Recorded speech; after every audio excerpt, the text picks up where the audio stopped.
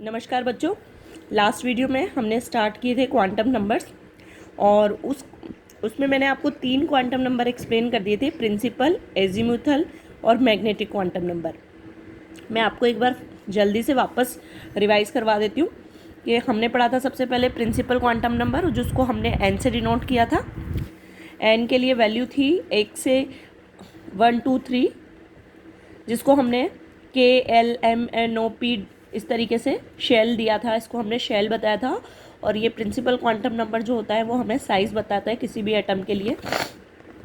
और देखने वाली बात बच्चों जो इम्पोर्टेंट थी वो ये थी कि जो n की वैल्यू कभी भी ज़ीरो नहीं होती है, ठीक है।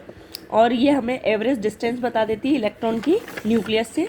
फिर सेकेंड हमने पढ़ा था azimuthal quantum number. Azimuthal quantum number L थे, इन्होंने हमें सब शेल के बारे में बताया था।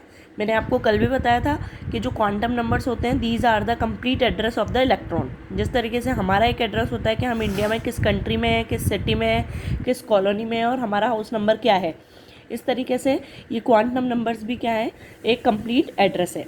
फिर हमने देखा था L which is azimuthal quantum number. और एंगुलर मोमेंटम, इसको एंगुलर मोमेंटम क्वांटम 3-4 नाम मैंने आपको इसके बताए थे। एंगुलर मोमेंटम, सब्सिडरी और सेकेंडरी क्वांटम नंबर, ये सारे इसके नेम थे। इसको L से डिनोट किया था, पर हम इसको जनरली एजीमुथल क्वांटम नंबर ही बोलते हैं। और इसकी वैल्यू जो होती है उसको इसकी वैल्यू फाइंड आउट होती है 0 to n-1। इसकी वैल्यू 0 से स्टार्ट होती है और n-1, मतलब n जितने भी शेल होंगे उससे एक कम इसकी वैल्यू होगी। और ये मैंने आपको बताया था जैसे शेल n है और सब शेल को हमने L से डिनोट किया, तो 1 2 3 4, तो इसकी 0 1 2 3 इस तरीके से होगी। और इसके लिए हमने नोटेशन यूज़ किया था SPDFGH, है ना। ये शार्प, प्रिंसिपल, डिफ्यूज, इस तरीके से इनके नेम है। ये n इजिकल टू, जैसे यहाँ पर आप दिख रहे हो केवल एक ही है S, या n इजिकल टू 2 है तो यहाँ पर 2 सब शेल दिख रखी है S और P।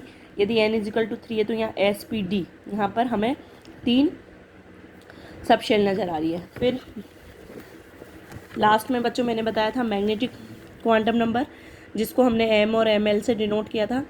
अब जैसे मैंने आपको बताया कि पहले हमने देखा शेल, तो जैसे हमारी कंट्री हो गई। फिर हमने देखा सिटी, तो वो हमारी सब शेल हो गई। अब जैसे हमने देखा कि हमारी कॉलोनी, तो उसको हम किससे डिनोट कर सकते हैं, ऑर्बिटल्स। तो किसी भी, आपको यहाँ मैंने पहले भी बता चुका है, orbit and orbitals 2 are very very different things, ठीक है। यहाँ पर यदि हमें इसकी किसी भी m की वैल्यू निकालनी हो तो हम कैसे निकालेंगे, इसकी वैल्यू निकलती है +L 0 -L, +L से स्टार्ट होगा, ठीक है। जैसे यदि मेरे पास L इजिकल टू 0 है तो M इजिकल टू 0 होगा, पर यदि मेरे पास L इजिकल टू 1 है तो -1 0 +1। तो इस तरीके से ये L की वैल्यू है 1 है। और अभी मैं आपको दिखा सकती हूँ ये 1 कब है, जब हमारे पास n इजिकल टू क्या है, 2 है। तो ये यहाँ पर इसके लिए, तो ये जो p ऑर्बिटल है, p ऑर्बिटल 3 तरह के होंगे, px, py एंड pz। तो इन सब शेल में ये p के 3 ऑर्बिटल्स हैं और ये इनके कोऑर्डिनेट्स इस तरीके से कोऑर्डिनेट्स पे होते हैं, 3 dimensional x, y and z। 2 है तो -2 -1 0 +1 एंड +2। तो इस तरीके से d के 5 सब शेल हो गए। और 3 हैं, यदि L इजिकल टू 3 है तो इसके लिए m की 7 वैल्यूज़ होंगी, -3 -2 -1 0 +1 +2 +3। तो इस तरीके से हमें 7 ऑर्बिटल्स मिलेंगे। तो बच्चों यहाँ पर मैंने एक टेबल भी बनाई हुई है, ये हमारे पास सब शेल हो गए SPDFG। इसमें वैल्यू ऑफ L के लिए S की वैल्यू 0 होती है, P के लिए 1, D के लिए 2, F के लिए 3, G के लिए 4। और नंबर ऑफ ऑर्बिटल्स यदि हमें निकालने हैं तो उसके लिए फॉर्मूला होता है 2L + 1।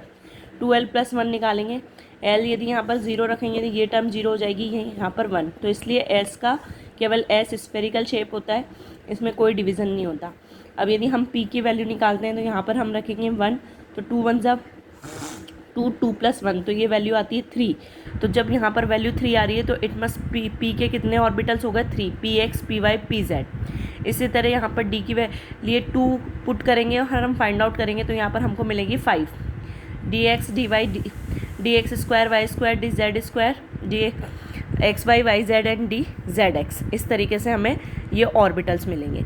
और बच्चों मैंने यहाँ पर एक डायग्राम और बना रखा है, ये भी आप देख सकते हैं कि सब शेल मेरे पास क्या है, SPDF है, तो उसके ऑर्बिटल मैंने यहाँ पर भी लिख रखे हैं 1, 3, 5, 7 एंड 9। जैसे ये मेरे पास S सब शेल है तो इसमें एक ही ऑर्बिटल है S ऑर्बिटल। ये P सब शेल है, इसमें आपको ये 3 P ऑर्बिटल्स नज़र आ रहे हैं। तो these orbital of the same subshell having equal energy, ये आपको ध्यान रखना है कि ये जो एक ही सबशेल के जितने ऑर्बिटल्स होते हैं उन सब की जो एनर्जी होगी वो बिल्कुल एग्जैक्टली सेम होती है, मीन्स दे आर डीजनरेट, इनको हम कहते हैं डीजनरेट ऑर्बिटल्स। ठीक है, तो these orbital of the same subshell having equal energy and are called degenerate orbitals. तो जिनकी एनर्जी सेम होगी उनको हम बोलते हैं डीजनरेट ऑर्बिटल्स। अब बच्चों लास्ट हमारा है इसमें spin quantum number. Spin quantum number जो होते हैं बच्चों उसको हम S या MS से भी डिनोट करते हैं।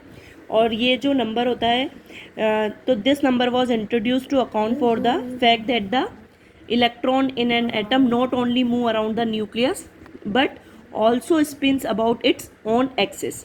जैसे हमारी अर्थ रिवॉल्व होती है अपनी एक्सिस पे भी रिवॉल्व होती है और सन के चारों तरफ भी रोटेट होती है, उसी तरीके से जो हमारे इलेक्ट्रॉन होते हैं एटम के अंदर में, so they do not move, not only move around the nucleus but also spins around its own axis.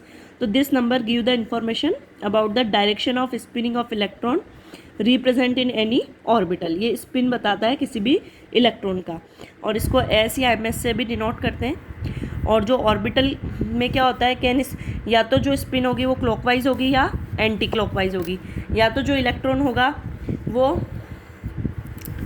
इस तरीके से क्लॉकवाइज घूमेगा या एंटी क्लॉकवाइज, या तो ये क्लॉकवाइज या एंटी क्लॉकवाइज। ठीक है, तो जो स्पिन है वो दो ही तरह की होती है, तो इसकी जो वैल्यू होगी वो कैसे होगी, +½ यदि हमको इस तरीके से ऊपर एरो नज़र आ रहा है तो ये +½ और नीचे एरो होता है तो ये होती है -½ तो ये जो क्वांटम नंबर होता है बच्चों, it helps to explain the magnetic property of the substance. अब जो इलेक्ट्रॉन होता है, जो स्पिनिंग इलेक्ट्रॉन होता है बच्चों, वो एक माइक्रोमैग्नेट की तरह भी बिहेव करता है। तो a spinning electron behaves like a micromagnet with a definite magnetic moment. तो इसके पास एक डेफिनेट मैग्नेटिक मोमेंट होता है। If an orbital contain 2 electron the 2 magnetic moments oppose and cancel each other.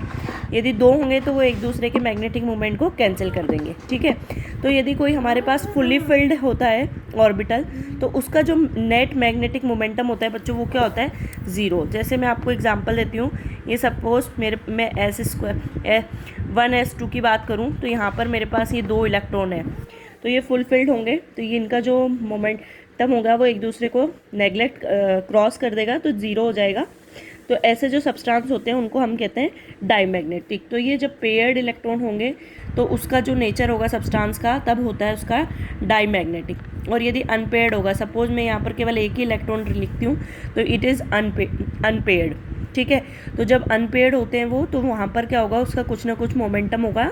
और जो सब्सटेंस, तो मतलब जो सब्सटेंस है it has net magnetic moment, और तब हम इसको क्या कहते हैं, तब हम इसको कहते हैं पैरामैग्नेटिक इन नेचर। तो बच्चों जो क्या होंगे, अट्रैक्टेड होंगे एक्सटर्नल मैग्नेटिक फील्ड में। तो इस तरीके से सब्सटेंस, वैसे हम 12th क्लास में सॉलिड स्टेट में पढ़ेंगे, डिफरेंट टाइप के होते हैं, पैरामैग्नेटिक और डाईमैग्नेटिक तो हम इन जनरल पढ़ ही रहे हैं, पर जैसे फेरोमैग्नेटिज्म इस टाइप की भी चीज़ें हम पढ़ेंगे। पर यहाँ पर अभी आपको इस चैप्टर में यही 2 टर्म समझनी है कि पैरामैग्नेटिक क्या है एंड डाईमैग्नेटिक क्या है। यदि मैं P के एग्जाम्पल लेती हूँ, ये P हमारे पास 3 ऑर्बिटल हैं और ये फुल्ली फिल्ड है इस तरीके से, तो यहाँ पर नेट मैग्नेटिक मोमेंट जो होगा वो क्या हो जाएगा बच्चों, 0 हो जाएगा। ये 2 हैं यहाँ पर भी, तो इस कारण ये कैसे होंगे, जिनका 0 हो जाता है वो होते हैं diamagnetic. Diamagnetics are those which repelled by the external magnetic field, जो एक्सटर्नल मैग्नेटिक फील्ड में रिपेल होंगे। और यदि कहीं पर अनपेयर्ड इलेक्ट्रॉन रह जाता है तो वो उसको हम क्या कहेंगे, पैरामैग्नेटिक। और paramagnetic substance are those which are attracted by the external magnetic field, जो एक्सटर्नल मैग्नेटिक फील्ड में अट्रैक्ट होंगे। तो बच्चों ये हमारा पार्ट है, जो सेकंड पार्ट था क्वांटम नंबर का, ये पूरा कंप्लीट हो गया है। तो आपको इसकी बहुत प्रैक्टिस करनी है, इससे रिलेटेड बहुत सारे क्वेश्चंस आते हैं और मैं भी आपको इससे रिलेटेड अभी नेक्स्ट वीडियो में क्वेश्चन सॉल्व करवाऊंगी। ठीक है, आपको बस इनके सारा नोटेशन याद रखना है और सबकी वैल्यू इनकी याद रखनी है कि एल के लिए एन की क्या, एन के लिए एल की क्या वैल्यू होगी, एम की क्या वैल्यू होगी। इस तरीके से आपको बच्चों सारी वैल्यू याद रखनी है, ठीक है। और फॉर्मूले याद रखने हैं, जैसे इलेक्ट्रॉन्स कितने हैं, जैसे मैंने अभी बताया 2n² है। इस तरीके से आपको पूरा जो भी मैंने पढ़ाया है इससे रिलेटेड हर जगह आपको क्वेश्चन मिलेंगे और आप इनका आंसर यदि अच्छे से पढ़ोगे तो आप ये दे पाओगे। Thank you.